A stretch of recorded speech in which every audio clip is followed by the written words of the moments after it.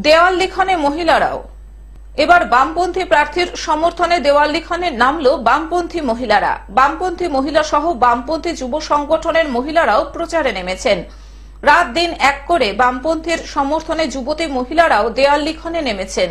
সকাল থেকে সন্ধ্যা পর্যন্ত চলছে তাদের দেওয়াল লিখনের কাজ।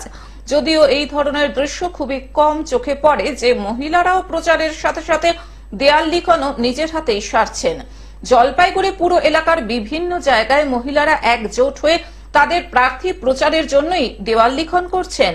তারা আশাবাদী এই বছর তাদের যুব প্রার্থী বিজয় লাভ করবে।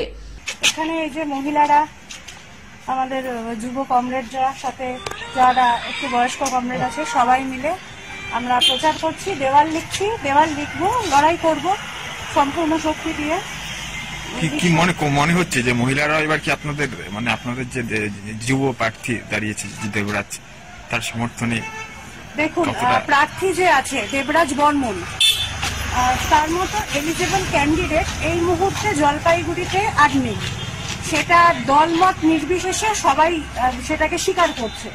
বিরোধী দলের যারা আছেন, বিজেপি বলুন, তৃণমূল বলুন, তারাও স্বীকার করছে দেবরাজদার যা পটেনশিয়াল আর মানুষটা যেরকম, তিনি একজন যোগ্য প্রার্থী। এরকম একটা অবস্থায় যেখানে তৃণমূলের দুর্নীতি চলছে, বিজেপির ধর্মীয় মেরুকরণের চেষ্টা চলছে, সাম্প্রদায়িক একটা বীজ বপন করার চেষ্টা চলছে, সেই জায়গাতে দাঁড়িয়ে দেবরাজ বর্মন আমরা আশা রাখছি বিপুল ভোটে জয়যুক্ত হবেন। কারণ মানুষের কাছে আমরা যখন প্রচারে যাচ্ছি ডোর টু ডোর, মানুষের কিন্তু এবার বীতশ্রদ্ধ হয়ে গেছে। মানুষ এই চুরি, এই ধর্মীয় বিষয়গুলো নিয়ে ঝামেলা, এসব দেখতে দেখতে মানুষ বীতশ্রদ্ধ হয়ে গেছে।